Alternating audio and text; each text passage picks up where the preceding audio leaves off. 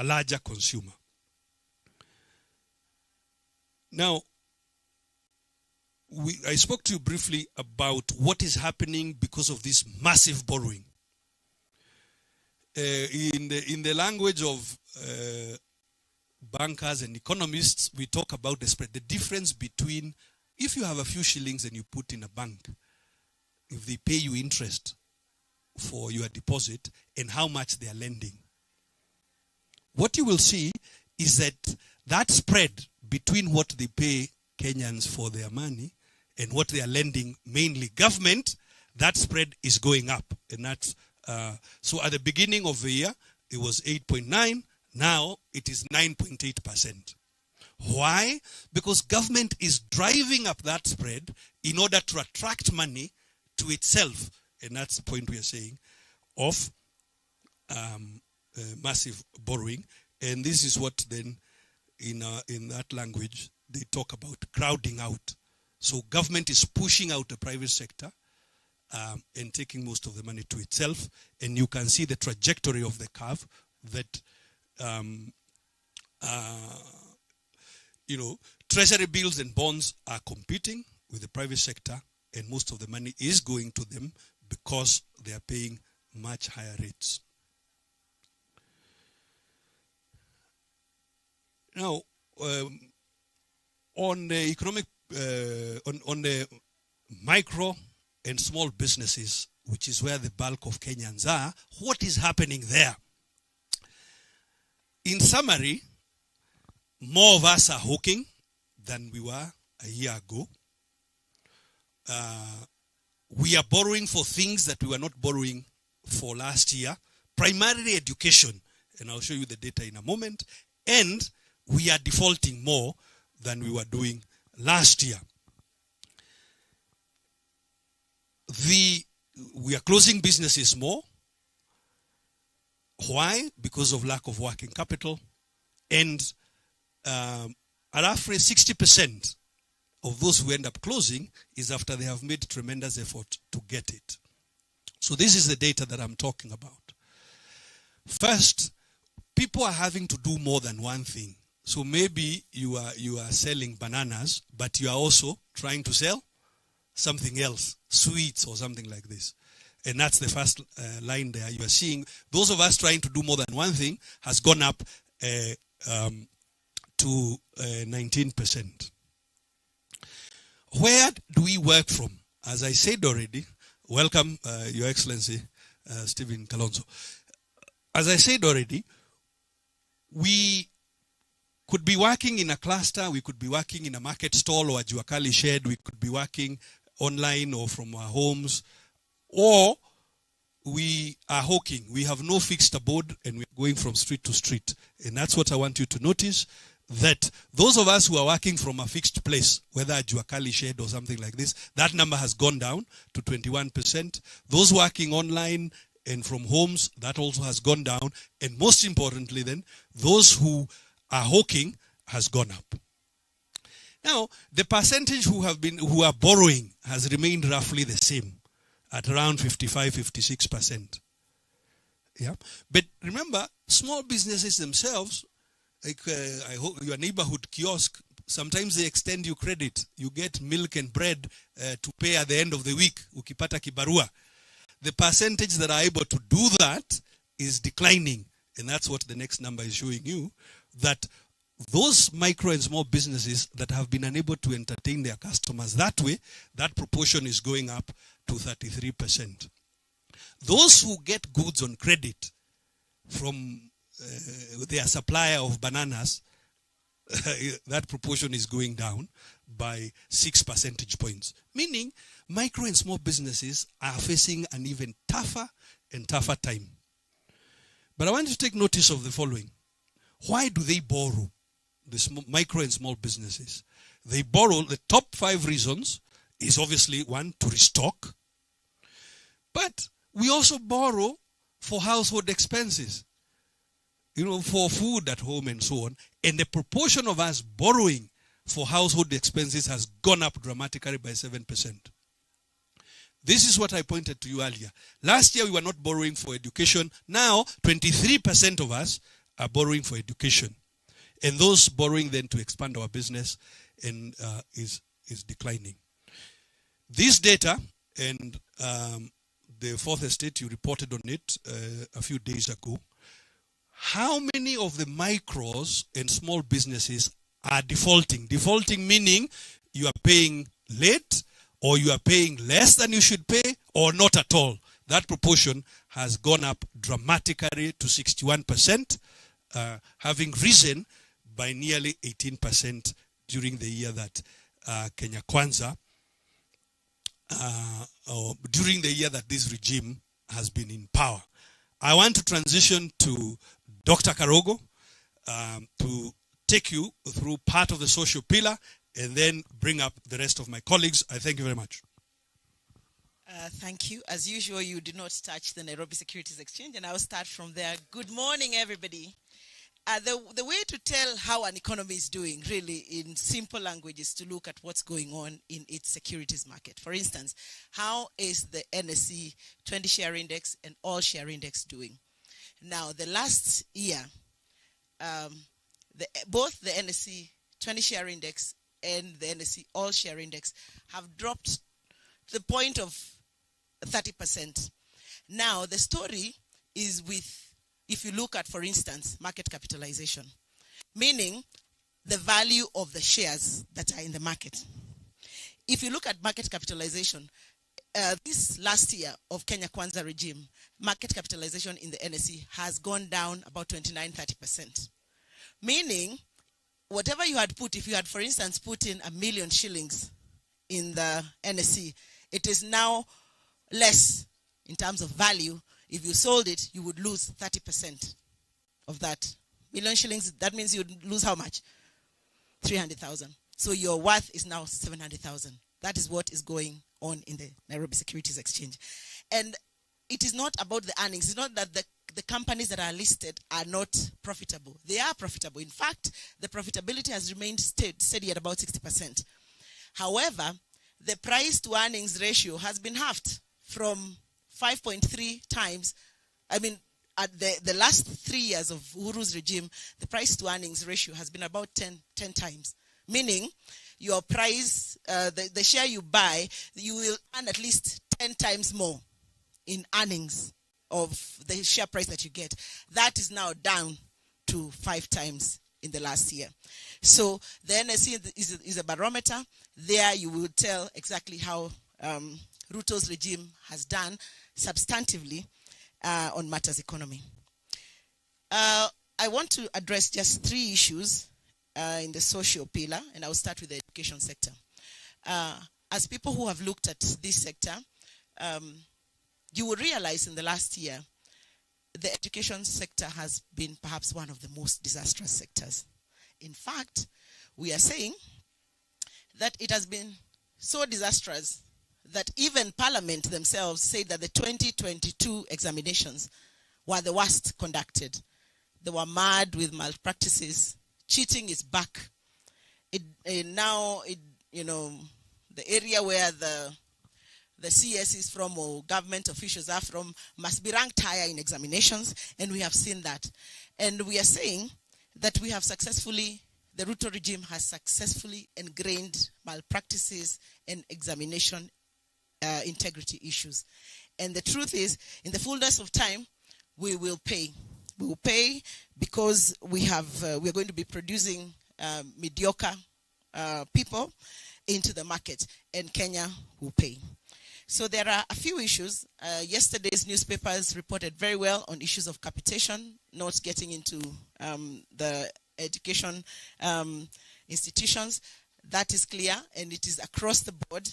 The issues of increased price of education. I mean, the price of education in this country during the Ruto regime has increased by 225%. Causing a huge issue and a huge burden, especially because many of these parents are already burdened by the issues of cost of living. We have seen lots of stories around implementation of the CBC, and we think that the government should be concentrating on policy and resourcing resourcing the CBC and not finding out if the system works or it doesn't work, because by the time CBC was operationalized, a research had been conducted that would be the way forward. Corruption is back in a big way if you look at what's going on in the TSC and the NEC. And I know that when they were reading the budget, they told us that the education sector is the greatest gainer of that budget. I think it currently is at 27%, 27.6% of the current budget. And this money is going to TSC. However, the money is going to pay teachers to get more, to advance their popularist sort of agenda. And now what we are seeing in weekends, and I think the Fourth Estate is here, they have reported that as well.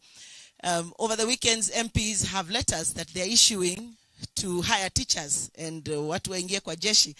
So the role of TSC has essentially been politicized. And this, in my view, should be, in our view, sorry, should be regularized. The issues of the Kenya National Examination Council, leaking examinations, and everything that goes on in KNC has become more alive in the last year or so. Issues of inequality in education between public and private schools.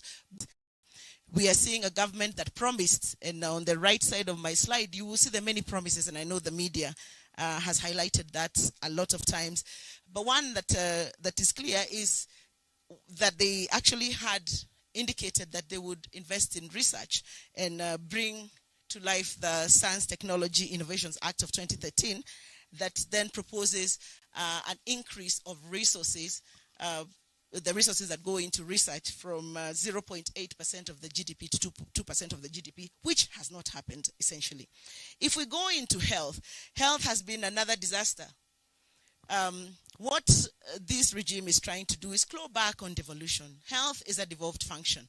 And we realize that it was devolved, however, the resources have remained at the top. This last budget, 37 billion, was put to the national government. What business does the national government have to do with health when the people dealing with healthcare are the governors? So we have seen issues of clawing back on devolution, especially in the health sector. The other day you had the CS mention that they would like to now establish an emergency fund. I mean, it's the most obnoxious thing that can happen. If you have an emergency today in the village, do you go to Kenyatta Hospital in Nairobi, or do you go to the dispensary next to you? You go to the dispensary next to you. So what the government should actually be doing is to strengthen primary health care, so that if there is an emergency, then the person goes and is treated at the primary level. That's not happening. We are seeing the funds being retained at the national government level. It has been established that universal health coverage across the globe is the way to go. Now, in Huru's regime, there was 4 pilot counties that had been earmarked to pilot universal health coverage.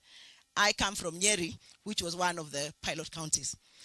Now, in that 1 year, we were able to conduct a research that then determined how many indigents, how many people cannot pay for healthcare.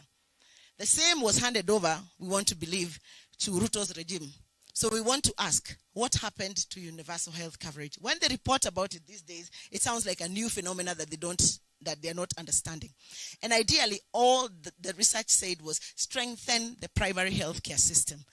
Give more money to the dispensaries, to the health centers, and to the community health volunteers and the community health workers. One of the promises that they had made was that they would have a core pay system between national government and county government on how CHVs are paid. That we have not seen work, because governors are the ones in charge of primary health care. The truth of the matter is that there's been a 200% increase of primary health care prices across the country. If you go to the dispensary next to you, and it's your homework this weekend, what you are paying 50 shillings to access, they call it a card, tunalipa pesa ya card, it's a copay really. Today is about 200 shillings. So there's a 200% increase. of primary health care. So essentially, what does that do? It limits access, and it limits people from accessing healthcare. The collapse of NHIF, we have all seen what's been going on with NHIF. They had promised that, in fact, NHIF would be free by December of 2022. That is a promise on record. We have seen them dancing around the issue, cutting it up into different funds that really don't make sense. And all we are saying is NHIF requires just a little structuring, and it was working perfectly. If you listen to the CS, and she said that it was structured for employed people, that there's nothing that is further from the truth, because people who are not employed were paying NHIF through a pay bill, and that would have just worked perfectly. The issues of go-slows, you've seen the go-slows, and go-slows are occasioned by delays in salaries across, across all spectra. Make your dispensaries open, like my dispensary in my village is opened 2 days in a week. So 2 out of 7 days. The other 5 days, you can't access primary health care, in the villages. Why? There's go-slows, and I think we recently received a strike notice from the doctors. The inequality in access in rural areas, I've already talked about that. We have seen corruption and mismanagement, especially in KEMSA. The resource allocation, like I alluded to before, in counties, to counties, and the UHC agenda, which has remained, by and large, undone. If we move to social development and gender, if there are people who have been woodwinked in this regime, and by this regime, it is the women of this country. Everything from the pre-election promises of how many women will be in cabinet, and how women will have access to markets, and all those promises have been not met, but they have been broken. So the gender issue is a big issue, and you can just go and research the many promises that were promised to women, and all of them have been broken. From the free diapers for our children when we deliver, to Linda Mama, which was a fantastic program that had been initiated by the previous regime, now not working, to the full implementation of anti-FGM laws. So the gender issue, in our view, this government has really not looked at the gender matters. There's been poor access to retirement benefits. I think I saw that reported. And the reason why you cannot access your retirement benefits in this regime is that NSSF has been forced to invest in government. If you look at who is buying the bonds in the Nairobi Securities Exchange every day, just last week, day before yesterday, they raised 34 billion. Who is buying? It is NSSF that is buying. It is a few banks. So ideally, your money, which you're supposed to access when you retire, has been put in long-term bonds in the stock market, and therefore people cannot access their retirement benefits. Delays of payments, both in Linda Mama and Inua Mama, in Linda Mama and Inua Jamii. I already talked to that. The last is the issue of youth. This is pretty straightforward. The issue of the Talanta Hela scandal. The issue of the Talanta... Oh, sorry. I didn't carry you along. My bad. Oh, my goodness. Thank you. Thank you. The last one is the issue of youth sports and the creative economy. There's been a huge... scandal around Talanta Hela that we also, the president launching and, having an acrobatic feat in, I think, wherever they were launching, saying that they have launched a program that called Talanta Hela. And in exactly 2 weeks after that, Gladys Boss-Sholei goes and says there is nothing like Talanta Hela, it was a scam. So youth sports, once again, has been nothing but disastrous. You've heard about the issue of the Paralympics team. There are athletes complaining of delayed payments or non-payments at all, corruption and mismanagement of their funds against a myriad of promises that included even free internet in all markets and in all schools, within first 100 days of these people being in government. So I'll not go through the promises, but in our view, the youth, sports, and the creative economy, which was a great ticket item for them, remains largely undone. With those few remarks, allow me now to welcome PS Torome to take us through housing. Thank you.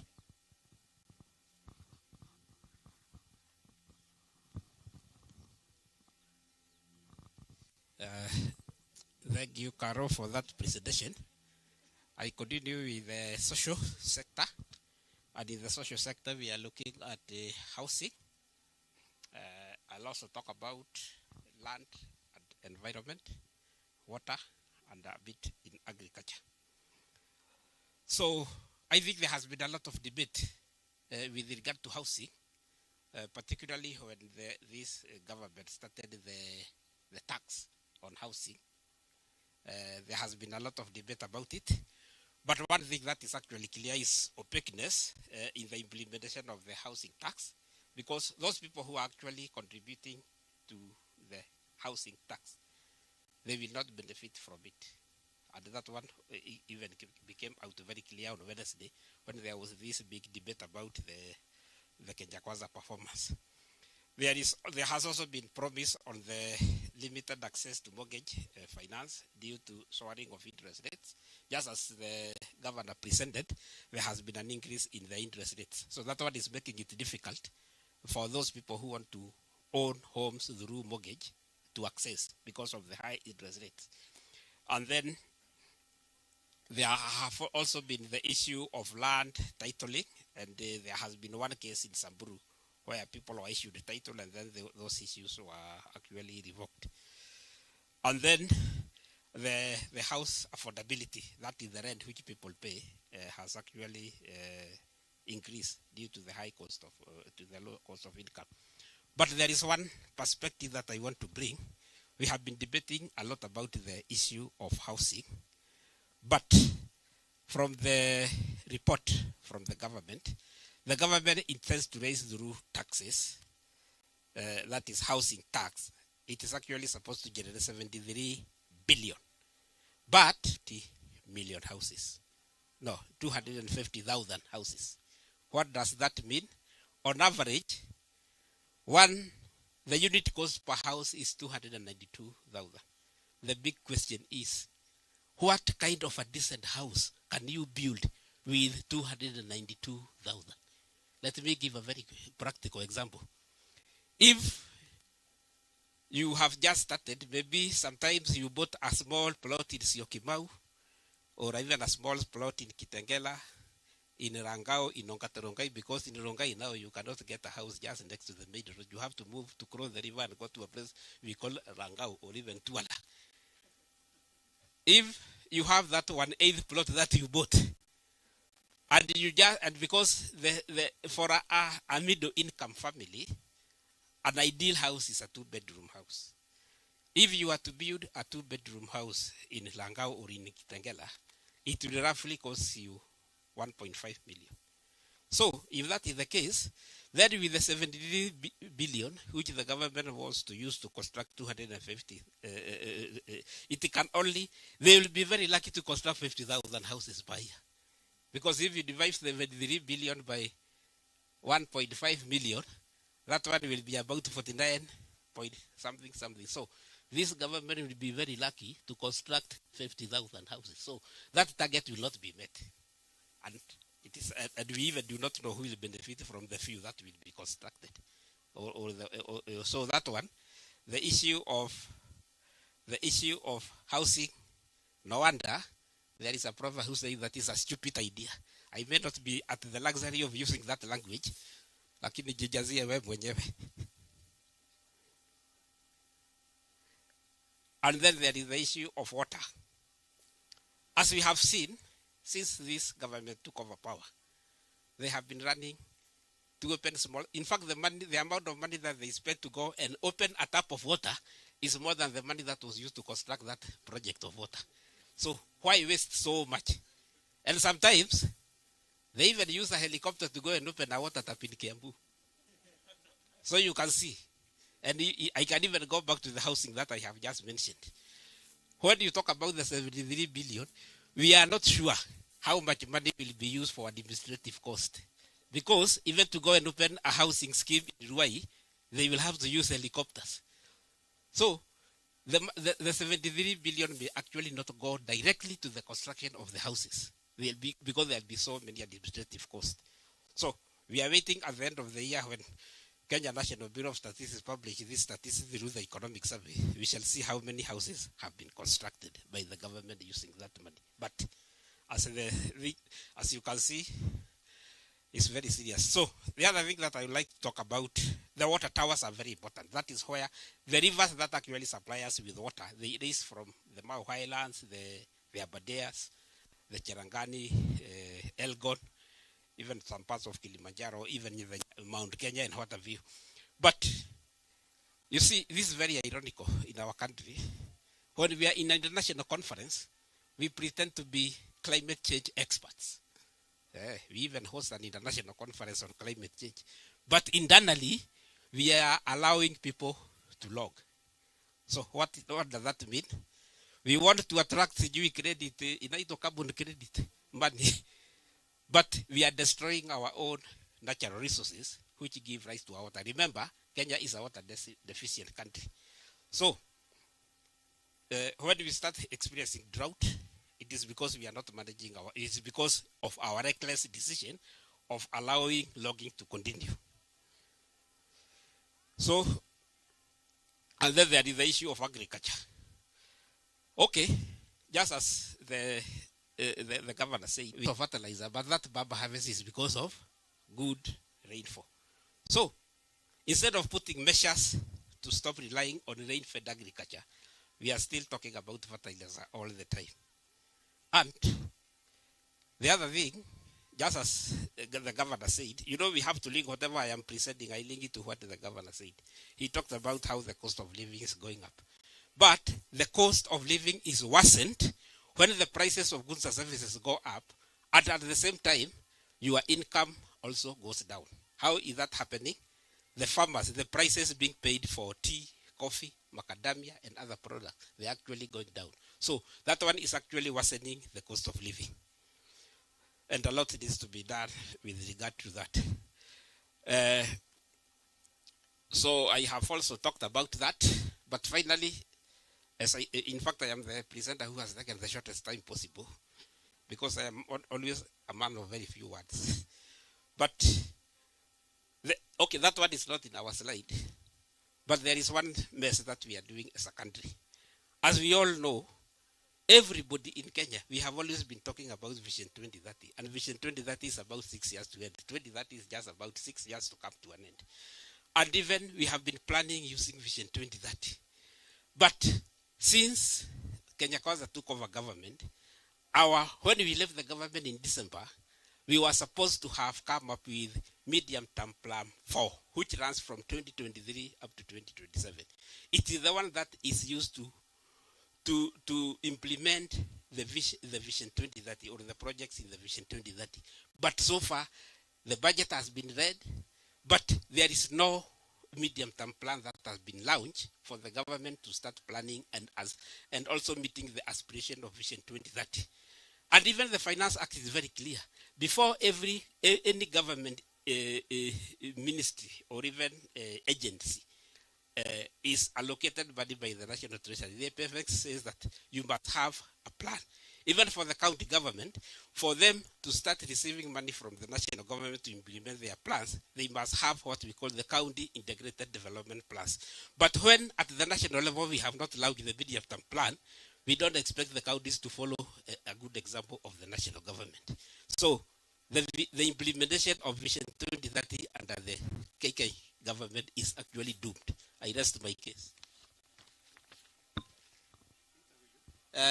I now take this opportunity to call Wakili Paul Mwangi to make a presentation on his area. Thank you very much. My area is about legal and constitutional. And first and foremost, our marking scheme on legal and constitutional issues is Article 10 of the Constitution.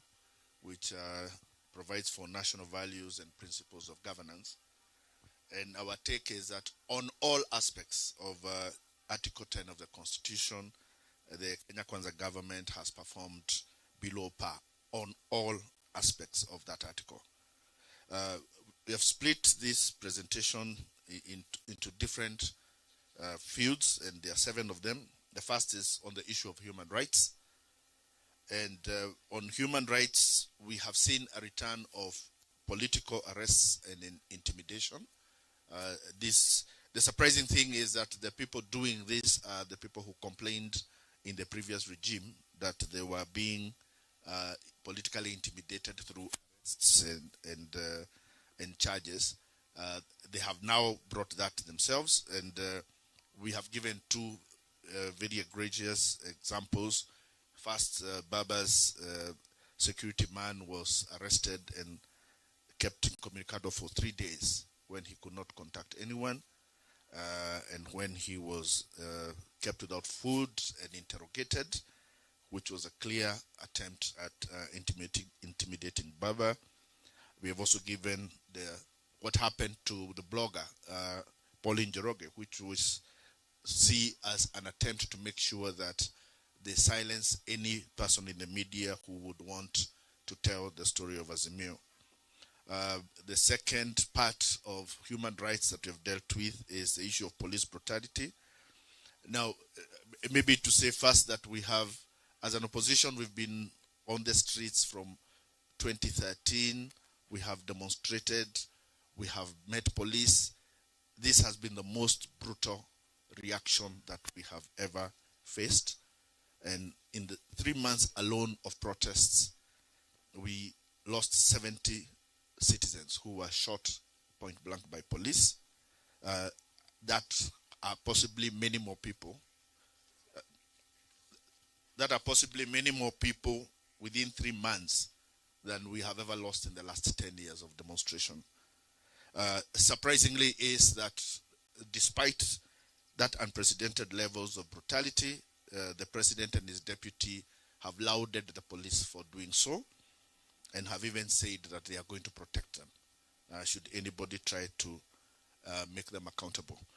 The converse of it is that when students and young people in Western Gishu said that they were going to demonstrate, unlike the reaction with Azimio, where our call for protest was immediately met with a warning and a cancellation of the demonstration, that did not happen and has not happened when demonstrations are called elsewhere, which makes it very clear that these demonstrations, these actions are aimed at intimidating Azimio.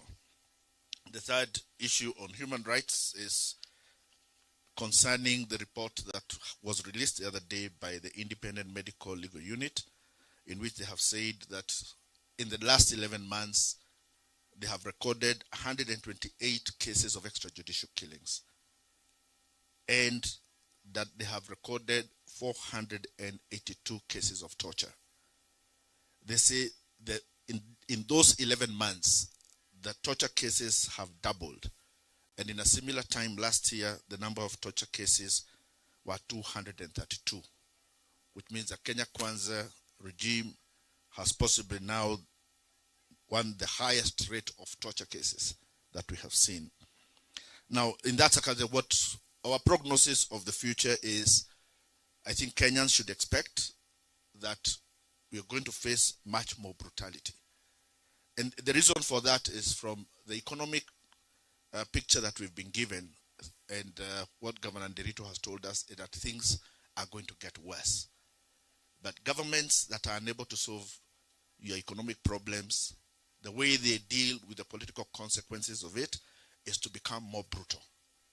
So let us expect that we shall have much more intimidation, there will be much more abuse of rights, there will be increased police brutality, there will be more torture, and invariably many more people will die arising from the failures, economic failures of the Kenya Kwanza government. That is our prognosis on that matter. The second head is on undermining governance.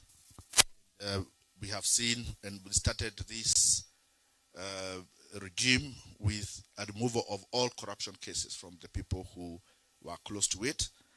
And our submission of it is that there seems to be a very subtle policy of ensuring that the Kenya Kwanza government appoints corrupt individuals in all spheres of government. And if your idea of what you want to do with government is do business, then one of the things you do not want is to have anybody of integrity in a place of responsibility. Which brings us to the second issue, which is the contempt for ethics.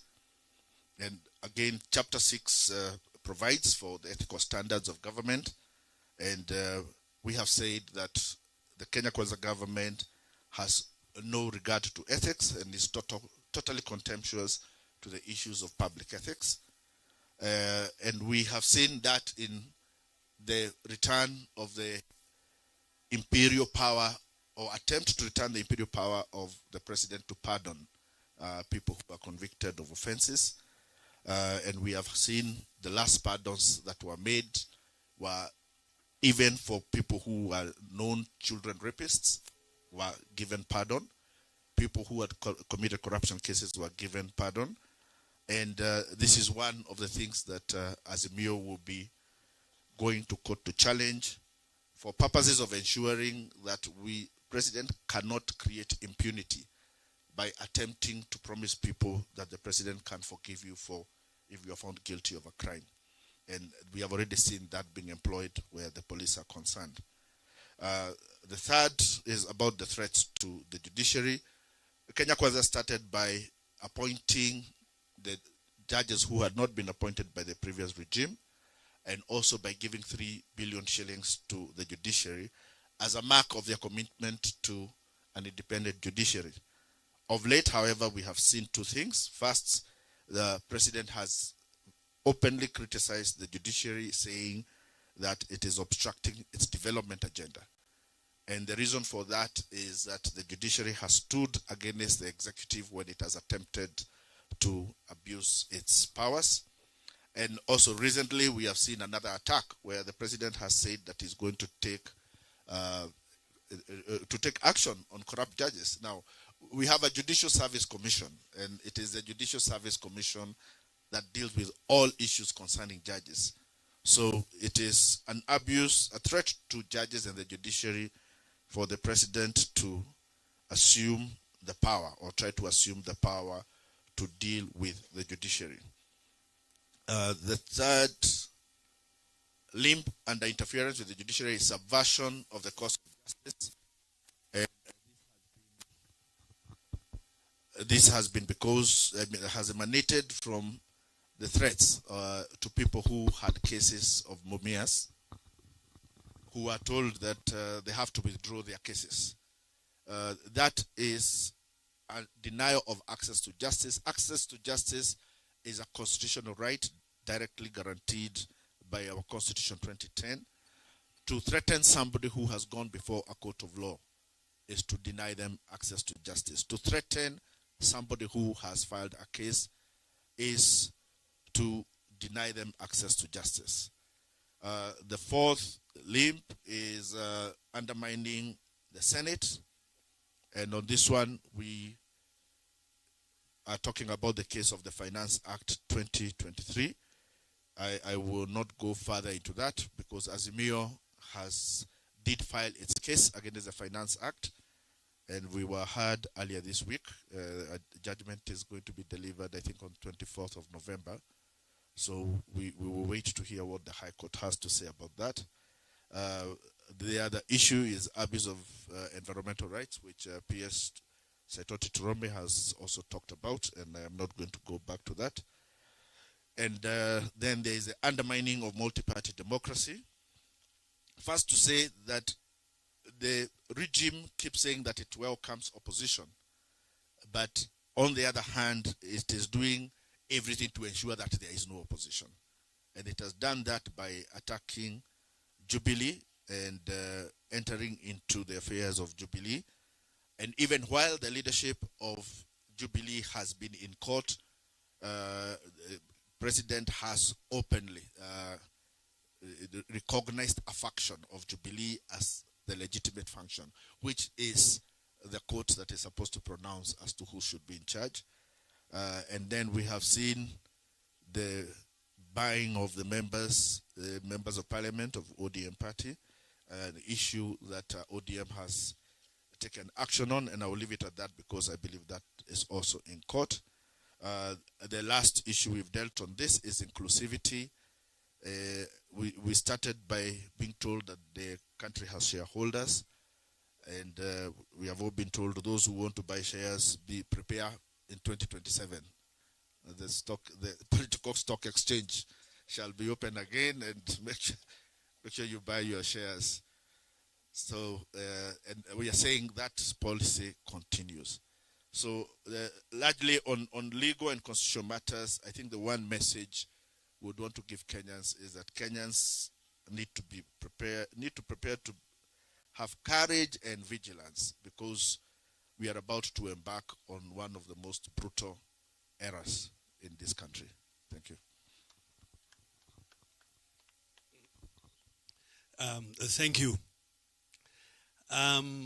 Dr. Karogo, I think in fact the whole team should stand. If there is a question you have before the technical team exits and the principals give you the sum of what we have said, and Dr. Karogo, I believe, has one additional point. Are there any explanations the media would like? Okay, I just wanted us to speak about the issue of credit rating. All credit rating agencies have downgraded Kenya from a double B, I think we're now going into the C's, to a country that is not credit worthy. And that, like I said, you can see what's going on in the stock market. When the stock market goes down, what essentially investors are saying is that we don't trust this regime. We cannot give you our money because we cannot trust you to pay. So a big story is also told by global credit rating agencies, which all have agreed to downgrade. And we saw the African Union, I think, trying to fight back for Kenya, I think through the influence of this regime. But those figures are scientific. Kenya is not credit worthy. Thank you. I also wanted to emphasize on what I talked about the cost of housing. And just as the governor presented, when we see the cost of petroleum going up, fuel, etc., they also affect the cost of construction, because all the material must be transported to the site. We also know that a lot of taxes has actually been put. Like the cement, we used to buy cement last month at 680, but now it is at 720. So this increase in the cost of construction material is not only going to affect the government in achieving its housing projects, but also the private sector will also be affected. That point must be taken into account.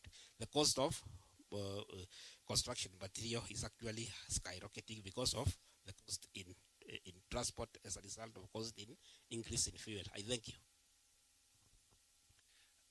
Any questions of a technical nature? Policy questions the principals would deal with. Well, excellent. Thank you very much indeed. Thank you very much indeed. So, a difficult, dismal, disastrous year. Take your pick. May I now return it to His Excellency Right Honorable Raila Odinga to give you the summary of what we have spoken about.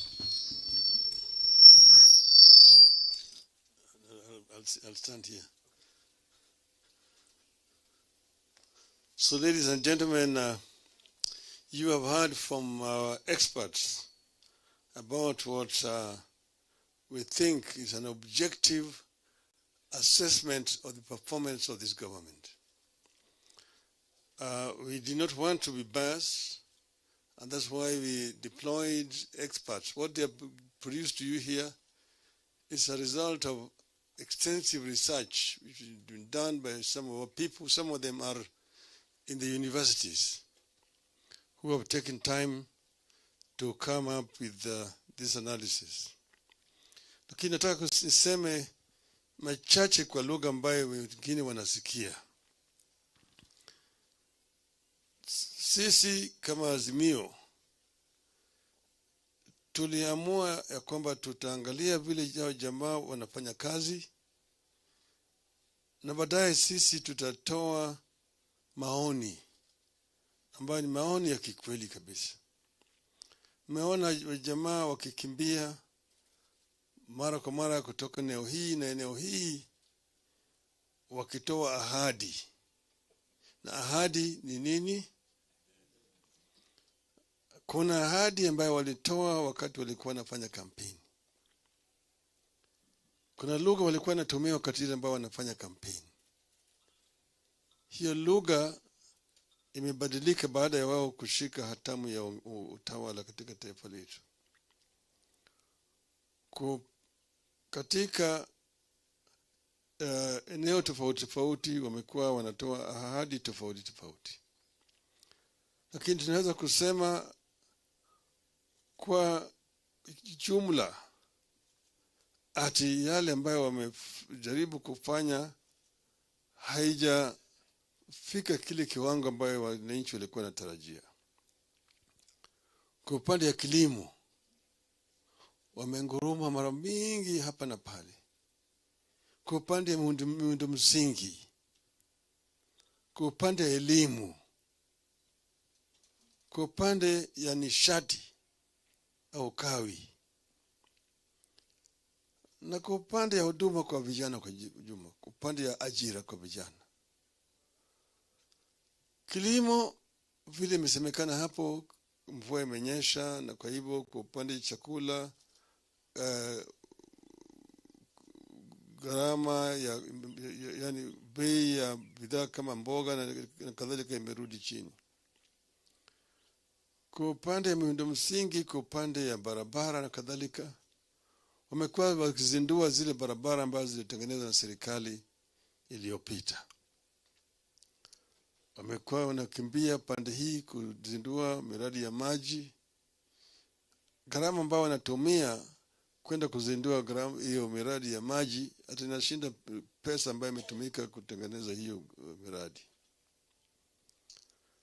Kwa upande ya vijana, ajira bado imekosekana, na vijana wanahangaishwa hapa na pale. Eneo zingine kwa mfano mkoa wa Kati, eneo hii ya mlima huko, vijana wanahangaishwa hapa na pale, ati wanaingia katika mambo ya ulevi. Vijana wanashikwa, wanapigwa, wanawekwa ndani. Ikifika saa 12 usiku ni kama wamerudisha ile hali ya hatari ya mkoloni.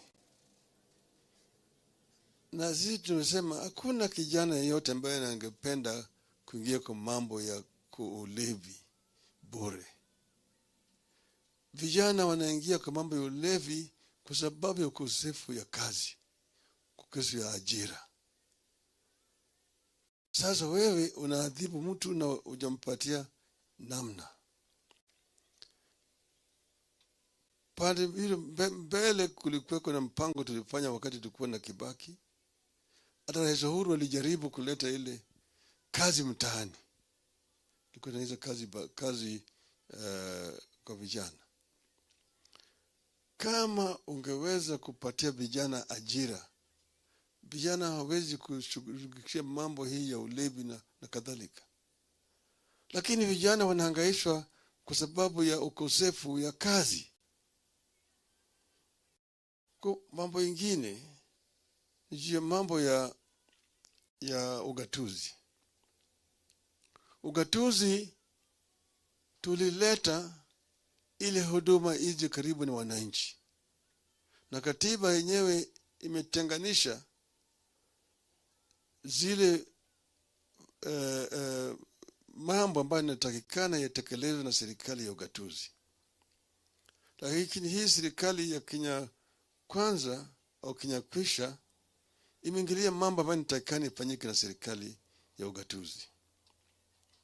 Unaona kwa upande ya kilimo wameingia sasa, wao ndio wananunua mbolea, wanagawanya kwa serikali ya county. Lakini kilimo ni moja ya ile sekta ambayo imegatuliwa. Wameingia kwa upande ya hiyo ya kununua mbolea na kuleta kwa sababu ya mambo ya ufisadi. Upande ya ujenzi ya manyumba, hiyo vile vile imegatuliwa. Lakini sasa wanataka wao ni wanakuja wanajenga manyumba alafu wanapatia serikali ya counties.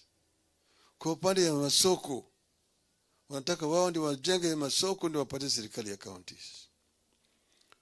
Kwa upande hii ya industrial parks na kadhalika. Kwa upande ya mabarabara, yote wameingia, na hii yote ni kwa sababu ya mambo ya ufisadi. Ndio unaona hapo tuko na shida vile vile, hapo tumekosoa. Kwa upande ya utawala kwa jumla, Bwana Mwangi ameongea juu ya mambo ya state capture ya institutions. Mliona juzi mfanyabiashara mmoja anatishwa, anaambiwa ati mambo ni matatu: uhame utoke Kenya, pili ni kuweke jela, au tatu ni kupeleke mbinguni. Haya yote ni matamshi ambaye mtu ambaye anajiita rais hawezi kutumia kutisha wananchi. Na vile vile tuma mahakama sasa zimeshikwa mateke. Unaona vile jamaa anamwambia mheshimiwa Okiya Mtata, ambaye alikuwa amepeleka kesi mahakamani, ati unaharibu wakati yako. Mimi ni rais, huwezi kunishinda. Nitakushinda hata kule kwa mahakama.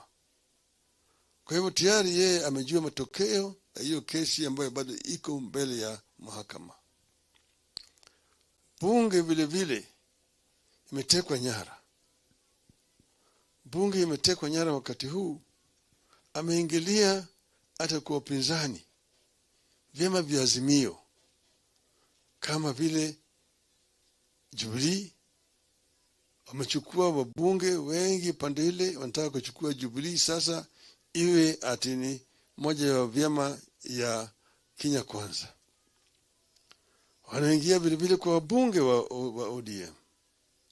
Wanaona vile wanavyoongea, vile wanavyosifu serikali, watafanya pamoja na serikali, na wao wanasema wao ni wanachama wa ODM. Haya yote ni kuhakikisha kwamba hakuna upinzani katika bunge, kumaliza vyama vya upinzani ili Kenya irudi katika utawala ya chama kimoja ya mama na baba. Kwa upande mwingine, umeona vile gharama ya maisha imepanda. Na juzi wameongeza tena bei ya mafuta, ambayo itasababisha kuongezeko ya bei ya bidhaa na gharama ya maisha katika taifa letu. Jana tumeona kama ile shirika yani waajiri, Federation of Kenya Employers, ndio naongea wakilia kwa niaba ya wafanyikazi. Chama ambaye imewekwa pale nitakana ilikuwa inatetea wafanyikazi, ambaye ni KOTU, imenyamaza kimya. Hatujasikia KOTU, sauti ya KOTU hata kidogo. Bwana Atuli hayuko pale yote. Shenzi sana. Hii ndio wakati ambaye ingekuwa KOTU wangekuwa kwenye mstari wa mbele, ikiongea kitetea wafanyikazi gharama ya maisha ikipanda. Lakini sasa yule shirika ambaye ni waajiri ndio inaongea, ninalia kwa niaba ya wafanyikazi. Kuna kitu mbaya zaidi na ambayo inafanyika hapa. Hiyo vile vile ni state capture. Kotu imeingia katika mfuko ya serikali. Sasa kati nyingine sisi tulisema ati punda imechoka. Tulisema punda imechoka. Leo tunasema punda imeanguka. Mzigo umekuwa kubwa zaidi, sasa punda imeanguka chini. Wakati itafika, hivi karibu inakuja, tutaongea na wananchi. Lakini vile mnavyojua tumekuwa tukisanya masahihi kutoka kwa Wakenya. Masahihi tumesanya imeshafika milioni 10 na zaidi. Sasa imetosha gari. Na tunajua yale kia ambayo tutafanya na hiyo sahihi. Mara hii haitakuwa ati sisi tunaambia wananchi warudi kwa barabara. Hapana. Wananchi wakirudi watarudi kwa mambo mengine tofauti kabisa. Sitaki kusema wakati huu, manake nitakuwa mimi nimetoa maneno mapema. Lakini wakati huu watu wetu wanasongea na wale watu pande ile nyingine. Lakini na nimeambia wa Kenya kwa kimombo wanaweza kusema watch this space. Asanteni sana. Mwisho kabisa sasa.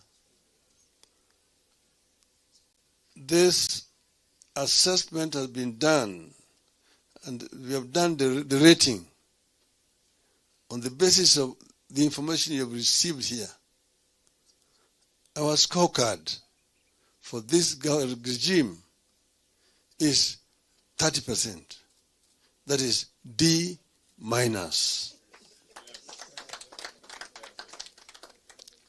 Asanteni sana. Do you understand it? Asanteni sana.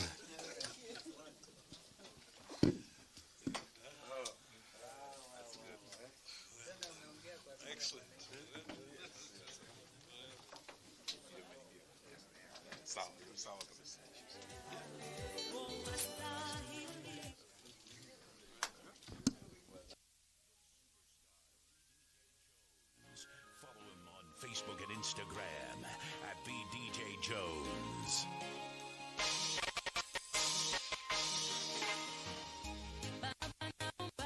Kibali chako, kibali chako. Let's go.